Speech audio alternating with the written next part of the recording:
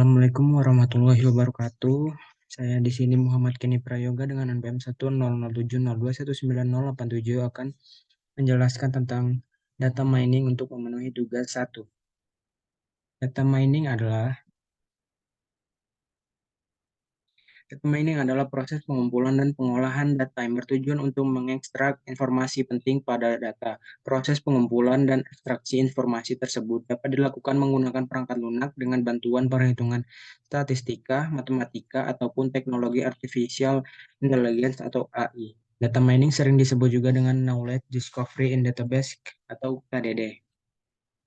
Tujuan data mining yaitu sebagai sarana menjelaskan atau explanatory. Data mining dapat digunakan sebagai sarana untuk menjelaskan suatu kondisi penelitian.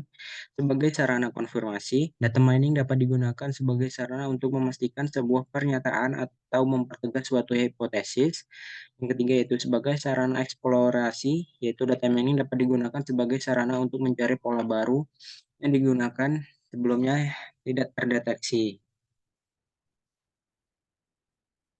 Business Intelligence. Business Intelligence adalah suatu infrastruktur yang membantu dalam memproses pengumpulan, penyimpanan, dan analisis data dari operasi bisnis. Adanya Business Intelligence dapat memfasilitasi metrik bisnis yang komprehensif, real-time, dan mendukung pengambilan keputusan perusahaan dengan lebih baik. Dengan sistem ini, kamu bisa membuat tolak ukur kinerja, melihat tren pasar, dan meningkatkan hampir setiap aspek bisnis.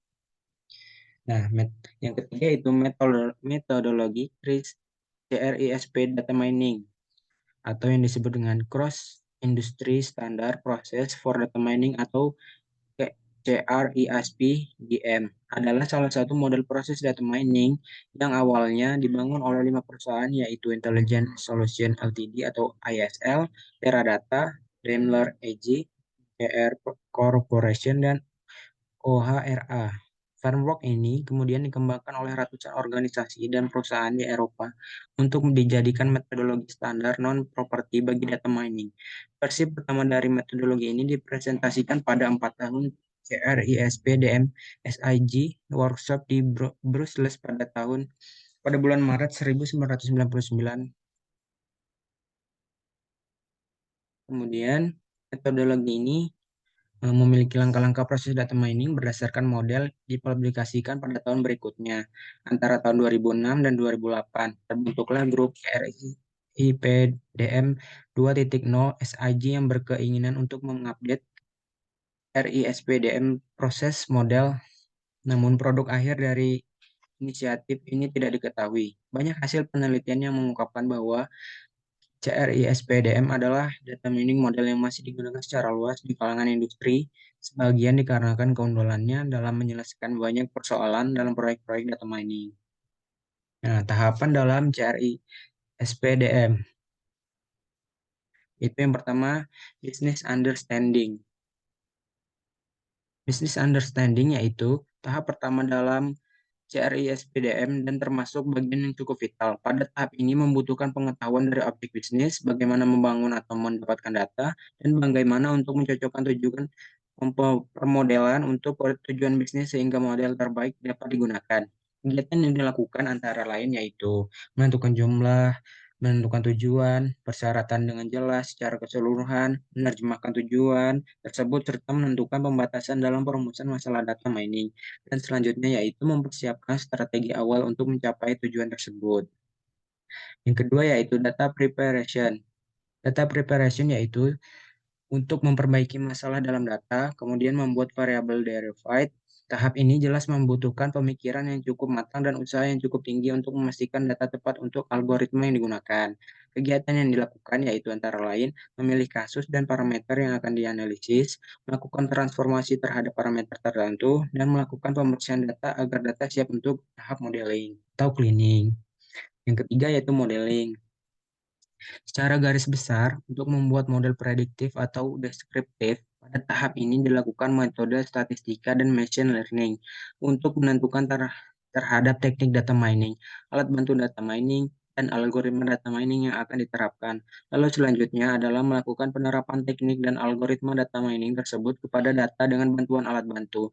Jika diperlukan, penyesuaian data terhadap teknik data mining tertentu dapat kembali ke data preparation. Beberapa modeling yang bisa dilakukan yaitu adalah classification, scoring, ranking, clustering, finding relation, dan characterization. Yang keempat yaitu ada evaluation.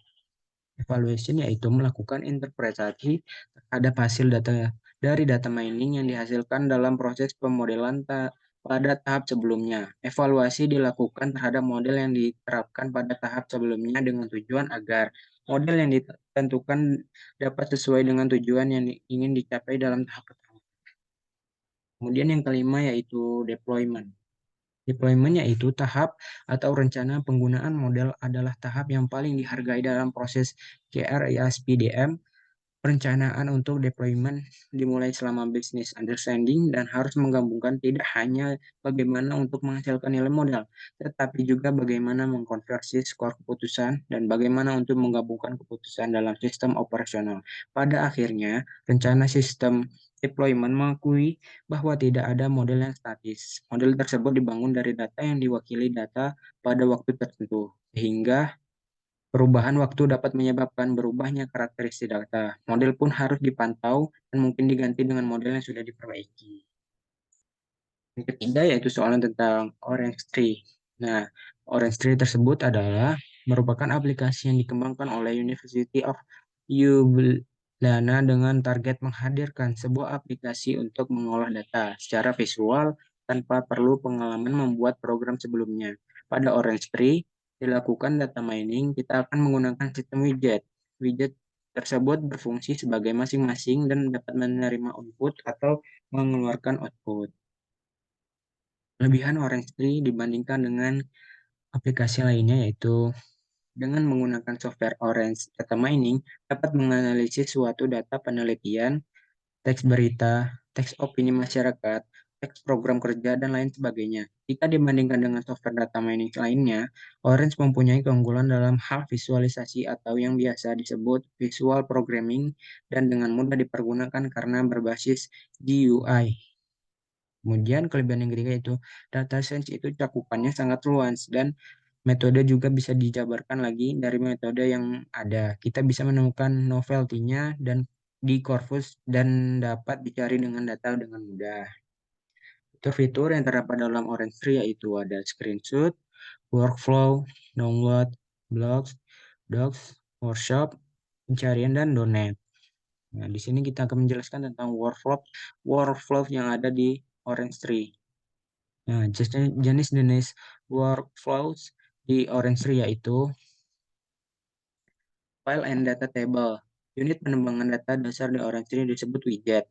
Dalam alur kerja ini, widget file membaca data, widget file mengomunikasikan data ini ke widget tabel data yang menampilkan data dalam spreadsheet, output file yang terhubung ke input tabel data. Bisa dicek ke websitenya langsung dan bisa dilihat seperti ini bentuk workflow-nya.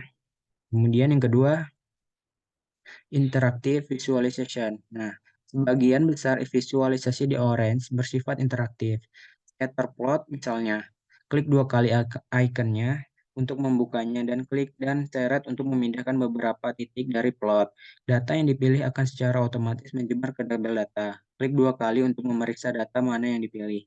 Ubah pilihan dan amati perubahan di tabel data. Ini berfungsi baik jika kedua widget terbuka. Seperti ini tampilannya. Kemudian yang ketiga yaitu ada semantic search. Kita dapat menemukan bagian dokumen yang relevan dengan mencari kata yang tepat atau bagian dokumen yang memiliki arti serupa. Widget penampil semantik dalam alur kerja ini mencari kalimat yang relevan dari dokumennya dengan membandingkan arti kata dari widget daftar kata dengan arti kalimat dalam teks melalui penyematan teks SBART. Widget memeringkat dokumen berdasarkan skor yang mengukur relevansinya, menampilkan dokumen yang dipilih, dan menyorot bagian yang relevan. Nah, beginilah tampilannya. Itu ada import dokumen, corpus, semantic viewer, word list. Nah, sedangkan di bagian dokumennya itu ada dokumen, ada section, dan ada semelensi. Nah, kemudian beginilah tampilannya untuk di semantic search. Mungkin itu saja yang dapat saya sampaikan. Lebih dan kurangnya saya mohon maaf.